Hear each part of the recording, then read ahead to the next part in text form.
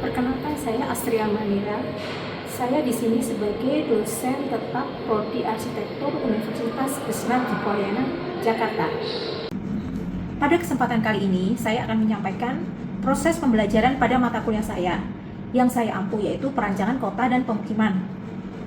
Mata kuliah ini merupakan salah satu mata kuliah yang penting dalam program studi arsitektur karena membahas hubungan antara manusia, bangunan, kota, dan pemukiman sebagai salah satu kesatuan ruang kehidupan. Perancangan kota dan pemukiman memiliki kode mata kuliah TKK 2051342 termasuk dalam rumpun mata kuliah MKK yang berbobot 2 SKS. Diberikan kepada semua mahasiswa di semester 4 pada program studi arsitektur ini. Mata kuliah diselenggarakan dalam 16 kali pertemuan yang terdiri atas pertemuan materi, diskusi, tugas, presentasi, survei empiris, serta evaluasi pembelajaran melalui evaluasi tengah semester dan evaluasi akhir semester. Secara umum, mata kuliah ini membahas teori-teori studi mengenai hubungan antara manusia, mengamati perilaku, menggali kebutuhan dan aspirasi pengguna bangunan, serta cara mengevaluasi bangunan atau lingkungan yang dihuni. Dalam konteks perancangan kota dan pemukiman, mahasiswa juga mempelajari pengertian kota dan pemukiman, struktur kota, sistem kota, guna lahan, tata guna lahan, teori citra kota, termasuk teori Kevin Link. Adapun capaian pembelajaran mata kuliah ini diarahkan agar mahasiswa mampu memahami, menganalisis, dan mengevaluasi prinsip-prinsip dasar tentang perancangan kota dan pemukiman berdasarkan hubungan antara perilaku manusia, bangunan, lingkungan, dan di dalam kebijakan pembangunan perumahan dan pemukiman. Capaian pembelajaran mata kuliah atau CPMK yang diharapkan dalam mata kuliah ini adalah sebagai berikut. CPMK 1, mahasiswa mampu memahami konsep dasar kota dan pemukiman termasuk karakteristik, fungsi, dan hubungan antara kawasan dan urban rural. CPMK 2, mahasiswa mampu menganalisis struktur kota, sistem kota, serta hubungan antara kota dan pemukiman melalui teori dan studi kasus. CPMK 3, mahasiswa mampu mengidentifikasi dan menerapkan teori citra kota Kevin Link, yaitu Path, Edge, District, Node, dan Landmark dalam membaca pengalaman dan pola perumahan yang berkelanjutan. CPMK 5, mahasiswa mampu mengevaluasi persoalan perumahan dan pemukiman melalui pendekatan sektor formal ataupun informal dalam perencanaan perumahan dan kota. Tujuan pembelajaran ini adalah mahasiswa mampu memahami konsep dasar kota dan pemukiman yang berhubungan dengan manusia, lingkungan, binaan, serta prinsip-prinsip perancangan kawasan. Kedua, mahasiswa mampu menganalisis permasalahan kota dan pemukiman. 3 komponen utama dalam proses pembelajaran mata kuliah adalah delivery, interaction, dan assessment, atau bisa disebut penyampaian materi, interaksi, dan interaksi pembelajaran dan penilaian.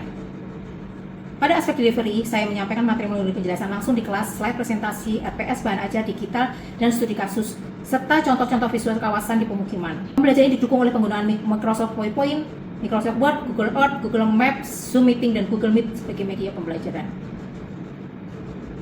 Pada aspek interaction, proses pembelajaran melibatkan komunikasi 2 arah untuk mengamati bagaimana karakter suatu ruang kota, membaca persoalan pemukiman, dan menyampaikan hasil analisisnya secara kritis. Dalam pembelajaran teori citra kota Kevin Link sebagai contoh yang akan saya wakilkan dalam video pembelajaran ini, misalnya mahasiswa diajak untuk mengidentifikasi elemen path, edge, district, node, dan landmark pada kawasan kota atau pemukiman tertentu. Bagian assessment atau penilaian evaluasi dilakukan secara berkelanjutan melalui partisipasi, mahasiswa diskusi kelas, resume teori, presentasi survei, empiris, analisis studi kasus, serta evaluasi tengah akhir semester. Penilaian formatif dilakukan melalui tugas mingguan, kuis, diskusi, dan presentasi. Penilaian ini bertujuan untuk melihat proses pemahaman mahasiswa dalam perkuliahan yang sedang berlangsung. Model pembelajaran yang digunakan dalam mata kuliah ini adalah student center learning dengan pendekatan diskusi, studi kasus, survei, presentasi, pembelajaran berbasis proyek sederhana, sehingga mahasiswa didorong untuk aktif membaca teori, mengamati lingkungan kota, mengidentifikasi masalah, serta menghubungkan teori dengan kondisi empiris atau kondisi nyata yang ada di lapangan. Baik, berikut ini adalah proses pembelajaran pada mata kuliah perancangan kota dan pemukiman dengan materi pertemuan mengenai kaitan kota, pemukiman, dan teori citra kota oleh Kevin Link. Ini sekarang saya akan menerangkan apa itu citra 5 elemen citra kota di sini ya. Ini saya berikan peta konsep, bukan untuk dihafalkan, tapi dipahami, dimengerti ya. Karena kalau kamu hafalin pasti lupa gitu. Jadi 5 elemen ini kamu pahami, dan ketika kamu super lapangan kamu udah ngerti itu tugasnya apa sih. Jadi saya terangkan ada 5 ya, 5 karakter, 5 elemen kota gitu ya, kota Jakarta. Yang memiliki S itu adalah penjaga kota, yaitu pembatas sebenarnya ya, antara daratan, lautan. misalnya di Pluit, itu adalah kawasan pembatas itu, sebelahnya laut kan. Nah, itu salah satu yang disebut oleh edge. Ya. Terus ada sungai nih di Kalimalang, gitu kan, jalur Haji Kiai Haji Nur Ali, itu jalan Kalimalang, itu adalah edge, pembatas juga, disebut pembatas. Jadi rumah-rumah di samping, gitu kayak rumahnya di Limun atau apa, itu adalah distrik pemukiman tapi sebagai bisa dipakai juga sebagai pembatas antara sungai dan daratan. Ya, jadi edges itu kita gambarkan sebagai penjaga kota. Ya, oke, selanjutnya adalah distrik. Suatu kota kalau nggak punya distrik itu nggak hidup, gitu loh. Ya, distrik itu adalah pengisi kota. Perannya dia itu sebagai pengisi kota distrik tersebut. Jadi distrik pemukiman, ya kan? Distrik perniagaan, Kuningan, distrik pemukiman, Menteng, distrik apalagi hiburan mungkin, Ancol, daerah Ancol sekitarnya, distrik apalagi, misalnya komersil, apa misalnya apa gitu ya, itu misalnya mall, itu distrik-distrik, disebut distrik. Distrik itu adalah pengisi kota, ya, nggak usah dihafalkan. Yang ketiga adalah pet. Pet itu tukang navigasi. Tugasnya dia, perannya adalah navigasi. Dia itu adalah sebagai petunjuk jalur kayak Jenderal Ali, jalur kayak apa sih? Lewat kayak Jenderal Ali dong. Tapi itu yang terlihat. Ada yang warga Bekasi Barat atau warga Bekasi yang melihat MM itu naik apa tuh belum tentu ke Haji Nur Ali, gitu kan. Tapi Haji Nur Ali Kalimalang itu menjadi pet terkuat, gitu, yang teridentitas dengan kuat karena dia tuh sudah lama itu jalan itu, sudah purba mungkin, apa sudah terbiasa angkutan-angkutan besar itu memakai jalur tersebut. Maka sebenarnya bisa ya lewat belakang apa atau dari Sumarekon, terus itu nggak lewat Ali nih kalau KM. Tapi pet di Haji Nur Ali adalah pet terkuat di Bekasi untuk menuju MM. Itu namanya pet jalur. Jadi jalur itu fungsinya juga sebagai nadinya kota gitu. Ya, jadi jalur-jalur kalau kalian mau melihat tangan gitu banyak nadi-nadi ke sana, itu jalur-jalur darah apa itu bisa disebut pet. Oke, yang keempat adalah node. Node adalah si pengumpul kota atau si pengumpul manusia. Biasanya node itu ada di kota itu kota lama atau kota kolonial. Kota kolonial bisa disebut kota-kota lama yang buatan Hindia Belanda ya. Itu disebut kota modern pada zamannya. Tapi sebutannya itu adalah kota modern. Kalau kota yang lama sebelum Hindia Belanda adalah kota tradisional yang kerajaan-kerajaan itu. Nah, kerajaan itu juga punya node. Contohnya apa?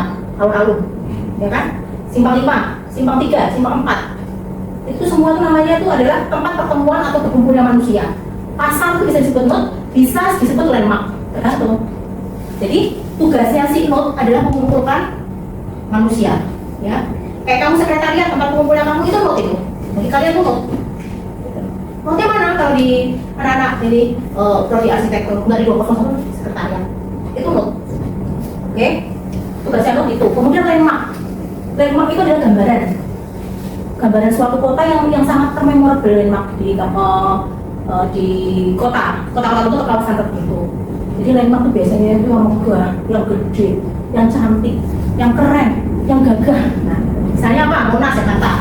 Kamu mau belajar di virtual manapun ini mau dijadikan kamu gak usah jalan-jalan, terus kamu berjalan di dunia virtual yang sekarang banyak tuh ya kayak museum imersif kayak gitu tuh di museum nasional atau mana itu. Kalau pergi di Jakarta pasti Monas. Coba siapa yang tahu landmark selain Monas? Kalau ada rumah gadang di ujung itu, kamu udah ngerti belum? Apa yang terpikirkan oleh landmark mana itu? Ikon landmark ya kan, Sumatera Barat kan? Itu bisa jadi landmark. Meskipun sebangsa kayak Kolosium tahu kan? Bangun dari siapa itu? Itu termasuk landmark. Kok Kolosium nggak mungkin lah di Jawa Barat, nggak mungkin lah di Indonesia.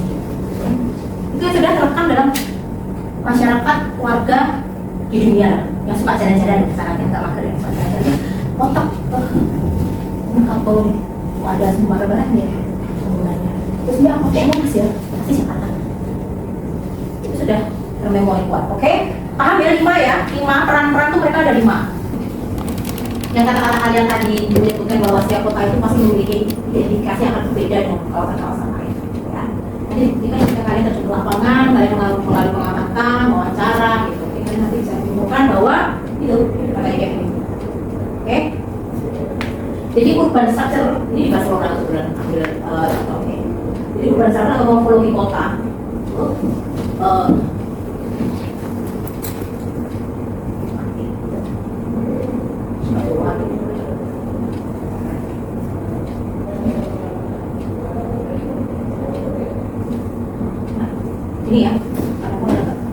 bukan saja di Barcelona. Kalau di luar negeri itu semuanya tuh sudah planning.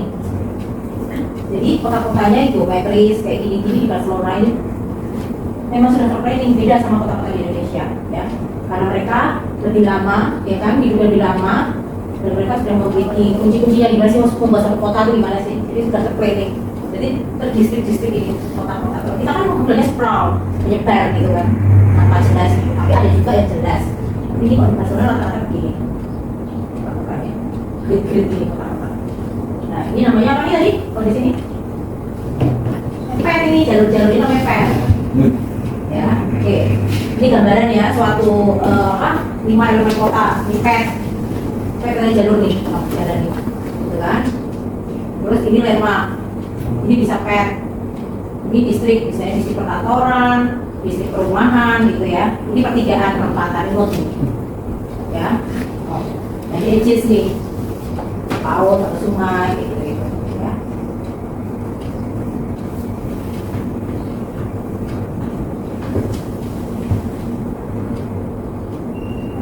Ini image of the city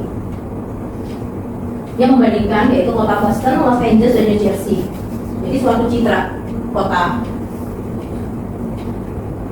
Bagaimana seseorang itu, warga tersebut atau pendatang itu membaca suatu kota tersebut. Nah, si ilmunya si Kevin ini itu dia memberikan suatu penelitian persepsi tentang manusia itu dengan peta-peta tergambar ini. Ya, ini citranya di LP. Dia simpulkan kalau segitiga apa di sini? Landmark. Di sini banyak landmark nih berarti ini. Gas ya. Besaran. Segitiga ini berarti dia menandakan dia itu adalah di sini terdapat landmark. Bisa mall, bisa Monas, bisa Patung Kerti, rumah Minangkabau atau rumah apa, jomblo terbesar atau apa. Namun bisa disebut landmark. Ya. Ini juga dia melakukan penelitian kualitatif. Dimana masyarakat setempat di kota tersebut itu membaca suatu kotanya. Kayaknya di mana sih? Di mana sih? Itu hasilnya. Ini akan web. Coba baju biru mulai ini membaca. Kata jalur elemen yang paling penting dalam citra kota. Kevin Rich menyatakan bahwa jika identitas elemen ini tidak jelas, maka kebanyakan orang meragukan citra kota secara keseluruhan. Merupakan rute sirkulasi yang biasanya digunakan orang untuk melakukan pergerakan secara umum, yakni jalan, gang-gang utama, jalan transisi, lintasan kereta api, saluran air, dan sebagainya. Mempunyai identitas yang lebih baik kalau memiliki tujuan yang besar, misalnya ke stasiun, tugu, alun-alun, dan lain-lain, serta ada penampakan yang kuat, misalnya fasad, pohon, dan lain-lain, atau ada belokan yang jelas. Paham ya? Jadi PET itu adalah si navigasi, perannya adalah si navigasi kota, yaitu menuju jalan. Guidance itu adalah tugasnya PET. Nanti ada guidance yang gede, ya, yang gede yang disebut identitas lebih baik, tujuan besar. Berarti ini alun-alun terbesar di kota tersebut. PET-nya itu identitasnya. Ini terlihat di mana perbedaan jalur-jalur utama dan jalur-jalur sekunder ataupun tersier. Ini ada kecil ini dengan apa ya saya nggak tahu. Tapi yang gede-gede ini nanti kota ini adalah PET ini tuh terlihat. Ini juga PET. Apa ya? Apa tugasnya PET? Terus edges. Edges ini adalah pembatas biasanya. Tugasnya adalah pertahanan suatu kota. Pinggir sungai, perbatasan sungai, atau perbatasan dengan laut, seperti Ancol atau apa. Coba dibaca kali ini lah ya. X atau tepian elemen linear yang tidak dipakai atau dilihat sebagai pen. X berada pada batas antara dua kawasan tertentu dan berfungsi sebagai pemutus linear dalam kontinuitas. Penghalang lebih kurang dapat ditembus, yang dapat menutup suatu wilayah dari yang lain atau menggabungkannya bersama, misalnya pantai, tembok, batasan antara lintasan kereta api, topografi, dan sebagainya. X lebih bersifat referensi daripada misalnya elemen sumbu yang bersifat koordinasi atau linkage. X merupakan penghalang walaupun kadang-kadang ada tempat untuk masuk. X merupakan pengakhiran dari sebuah distrik atau batasan sebuah distrik dengan yang lainnya. S memiliki identitas yang lebih baik jika kontinuitas tampak jelas batasannya. Demikian pula fungsi batasannya harus jelas, membagi atau menyatukan. Indicate itu selain membatasi antara daratan lautan, itu bisa digambarkan sebagai batasan misalnya kayak suatu tembok suatu kerajaan. Biasanya kan kerajaan Jogja selalu kan ada temboknya itu. Nah ini bisa disebut ya, dulu ini pembeda, ini orang-orang yang setara dengan kerajaan, ya kan? Tinggal di dalam pagar kesultanan ataupun kesultanan di Solo gitu kan. Di luar itu adalah masyarakat selatan, kan? Hukum yang selatan. Nah, ini bisa disebut sebagai juga pembeda, ya. Jadi pembedanya antara daratan dan lautan. Jadi pembedanya adalah kasta. Kalau di kerajaan, ya. Masih ada kok nih, di Jogja juga ada. Jadi distrik permukiman, distrik perdagangan, gitu, ya. Distrik ya. Nah, ini bisa disebut menjadi juga ini batasan ini. Ini mungkin di perkantoran, ya kan? Ini mallnya dibatasi oleh sungai atau laut. Ini bisa disebut ya. Nanti kalian bisa turun di lapangan dan lihat sendiri. Mana ini? Note simpul, ya. Nih simpul nih, ya. Di antara pet 55, 56, 50, 57 ini note. Disebut note pengumpul manusia. Bisa pasar, bisa ya pertemuan kegiatan, pusat pertemuan, tempat pergantian alat mutasi bisa disebut. Ini memang ya. Ini apa? Not. Ini lemak. Ini distrik, ya kan?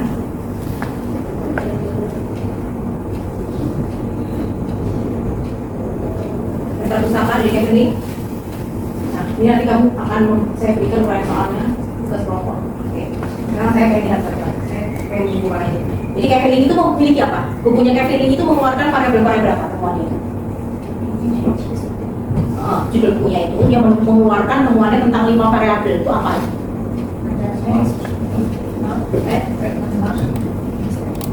Not? Perannya apa tuh? Not pengumpul. Oke. Lemak, tugas perannya? Lemak kayak pusat itu pusat. Lemak apa lemak? Yang kayak yang gagah. Kayak icon suatu akan kota. Terus pet. Navigasi. Jalur itu dia nadi kotanya itu disebut nadi kota itu pet. Terus edges. Apa itu edges? Sampai tahu edges ini cuma reminder aja. Batas. Ya. Selesai. Siapa yang mau bertanya? Saya persilakan. Oke. Bukan namanya mau panjang, mau panggilan. Oke, baik, saya izin bertanya. Namanya siapa dulu ya? Perkenalkan, nama saya Nashla, saya izin bertanya. Bagaimana 5 elemen kota menurut David Lynch dapat mempengaruhi pengalaman pengguna ruang kota dalam sehari-hari? Oke, terima kasih pertanyaannya. Langsung saya jawab aja ya. Dan siapa namanya Naswa? Naswa menanyakan perannya mereka yang berlima itu, 5 sekawan itu di dalam suatu kota itu dalam keseharian itu ngapain aja? Ya kan, berfungsi sebagai apa gitu kan? Jadi Kevin itu membawa kita untuk belajar bagaimana kita tuh mengenali kota, mengenali kawasan yang sedang kita tempati sekarang gitu. Dia tuh pengen menilai gitu kan, bagaimana sih persepsi masyarakat kota tersebut terhadap kotanya gitu kan. Jadi dia menemukan 5 karakter atau 5 elemen kota, itu age. Ya, age itu adalah batas. Jadi saya terangkan bisa batas itu suatu tembok besar, beda itu apapun daratan, lautan.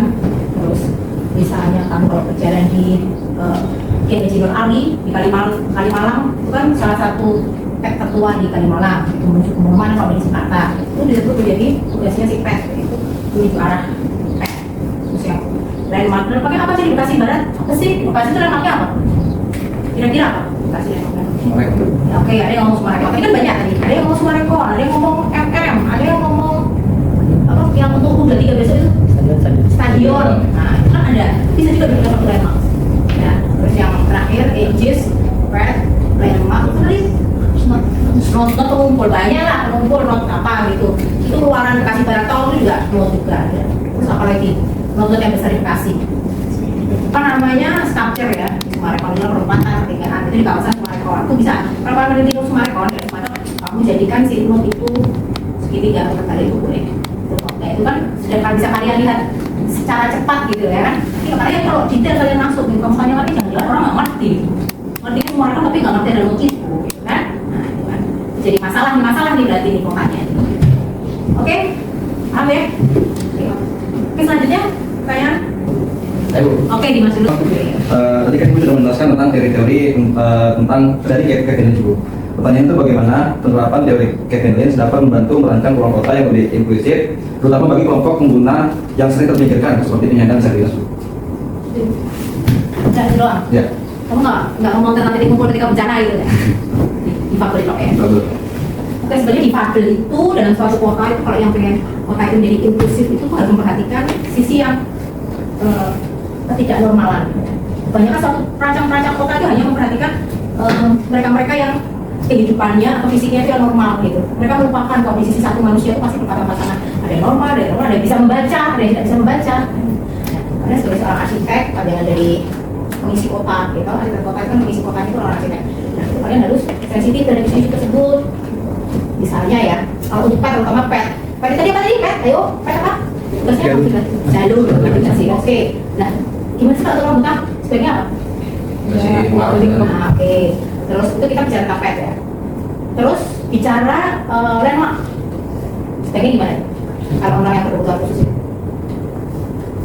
Berkebutuhan itu nggak hanya pincang kok loh, macam-macam bisa buta, bisa. Kalau misalnya buta kan orang buta kan pernah nggak mempelajari perilaku, pernah dengar nggak mempelajari perilaku orang buta? Buta tuh nggak, tidak semuanya tuh gelap, ada juga remah-remah, kayak gitu ada. Jadi masalahnya tuh memfasilitasi itu. Kalau mau bisa menjadikan sesuatu itu inklusif terhadap semua makhluk atau semua manusia itu bisa menikmati. Jadi dengan pantulan cahaya pun si tunanetra itu mampu sebenarnya. Jadi saya mau ke sana, kamu pantul marah tuh ada teorinya itu. Ada pantulan akan jalan sendiri gitu.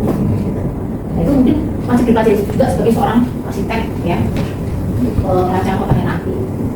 Dan banyak lah, tadi pertanyaan cuma pet doang, jadi ya petnya ya mungkin untuk PKL. Nah, untuk PKL, petnya itu gimana supaya nyaman ya, berikan akses buat PKL khusus. Kamu kalau tidak dari ini, teritorial ini, kamu nanti selangkah aja kena 5 juta, gitu kan takut ya. Nah, diberi aturan itu seorang arsitek harus bekerja sama dengan pemerintah setempat, ya maksudnya nggak bisa arsitek belajar buat sendiri gitu. Artinya kekuatan undang-undang kerjasama dengan pemerintah daerah. Oke, cukup ya. Selanjutnya, Pak. Dalam penelitian atau proyek perencanaan kota, apakah kita bisa mengintegrasikan 5 teori tadi dengan sebuah desain kontemporer seperti placemaking atau human centered? Jika ya, bagaimana cara yang efektif untuk kita mengintegrasikan 5 teori tadi dengan sebuah desain kontemporer tersebut? Oke, terima kasih. Wahnya agak sedikit melenceng ya, tapi di era kontemporer sekarang kekinian tuh kita juga harus mempelajari teori tersebut. Jadi teori Kevin itu muncul tahun berapa? 1938. Itu teori Kevin ditemukan. Sudah nemu ya? Kok jadi baik? Ini tidak ada. Coba tau? Pakai ini aja, pakai alat pencari aja. Nah, di era kontemporer ini ada teori yang memberikan kesempurnaan bagi si Kevin Lynch. Jadi kalau temuan itu masih dipakai, masih pantas di tahun sekarang itu dipakai gitu, masih berguna gitu. Tapi kalau memang sudah menipis gunanya biasanya dibantah oleh temuan-temuan berikutnya. Nah, temuan Kevin Lynch masih tidak terbantahkan untuk kamu bicara dengan dunia virtual maupun dunia nyata itu masih. Kenapa dunia virtual saya bisa pastikan bisa? Ketika kamu mau Jakarta dikasih tahu Monas, gambar Monas tidak paham kan? Gak usah mau Jakarta deh. Ketika kamu berada di virtual, misalnya museum imersi sekarang yang terkenal teknologi sekarang itu, ketika ada gambar Monas gitu, kayak gitu kan? Ketika ada misalnya kantong Jawa Solo ya gitu kan? Itu namanya teori Kevin ini masih handal dalam untuk mengkaji atau menelusuri atau mempelajari suatu kota. Nah, kalau era kontemporer kekinian itu seperti placemaking ataupun human center gitu juga bisa untuk menguatkan teori Kevin. Kalau placemaking yang ditanyakan si Mas Aki ini, itu era placemaking itu apa sih maksudnya? Placemaking itu apa? Placemaking uangnya dibuat kan? Uangnya dibuat, disengaja dibuat kan? Jadi nggak usah ada kalimat Di sini akan dibangun gitu, tapi dengan teori sense of place. Jadi rasa gimana rasa di suatu tempat, misalnya turunan halte atau kan ada harus ya, kita ada naik kereta naik bis kemana-mana, ada harus gitu. Terus di ada warung jual aqua, jual itu, nah itu place making. Itu yang disebut human center. Kegiatan itu dibaca menjadi suatu ruang perbacaannya gitu kan. Itu dibangun PKP ada warung, ada nelayan. Makanya sekarang lagi di Bohan di stasiun mana ya, LRT itu kan ada ya di saya di TikTok saya juga lihatnya itu kayak hidden gem di mana di turunan stasiun apa MRT belok kiri belok kanan. Dan itu salah satu itu ya, place making. Itu tentang place making. Jadi dia membaca ruang gitu. Jadi ruang itu tidak dibentuk. Di sana jualan ayam, di sana jual apa enggak? Begitu ada kegiatan yang membutuhkan tenaga, tiba-tiba turun di halte gitu, jadi orang bisa orang gitu. Nah, itu place making atau human center. Tanya apa di mana? Lupaan. Gimana cara efektifnya menggabungkan apa tadi? 5 teori dari Kevin secara konsep kontemporer tersebut? Sekarang saya nanya ulang. Ketika aku ngomong wah halte, LRT, stasiun, sebenarnya tuh dia tuh sudah melakukan apa toh? Iya. Maksudnya kita ke halte, ke stasiun. Kita pasti memiliki tujuan tertentu. Iya. Untuk sampai dalam tujuan A, tujuan B, tujuan kita perlu apa? Pet. Jalur kan? Untuk mengatakan kita ke A, B, C, D kita butuh pet. Nah, di pet itulah terjadi interaksi sosial. Ya, begitu turun dari halte A ke halte B, lapar, makan. Tentulah warung, tempat makanan. Kenapa di halte itu banyak pemberhentian, jeda? Kenapa? Karena disitulah tempat orang berkumpul. Apa? Node. Nah, itu. Maka disebut halte itu node. Stasiun itu node. Tempat berkumpul dari aktivitas tujuan aktivitas manapun berkumpul. Disitulah terjadilah apa tadi? Sense of place yang didapatkan dari manusia yang melalui pergerakan itu menjadikan place making. Jadi teori Kevin image of the city itu jika digandengkan dengan place making itu sangat relatable. Jadi ketika kalian membuat seminar ataupun kalian membuat kajian seperti penelitian gitu ya, nah itu kalian harus agak sensitif terhadap isu-isu teori-teori kontemporer kekinian. Teknis, amin. Oke, saya ucapkan terima kasih atas kehadiran kalian hari ini. Semoga mata kuliah lainnya juga akan menjadikan kekepuan Anda juga gitu. Jadi menyenangkan dalam belajar di keilmuan akademik ini akan menyenangkan. Oke, terima kasih ya semuanya. Sampai ketemu di depan. Wassalamualaikum warahmatullahi wabarakatuh. Sekian video rekaman proses pembelajaran untuk mata kuliah perancangan kota dan pemukiman pada program studi arsitektur Fakultas Teknik Universitas Krisnadipayana.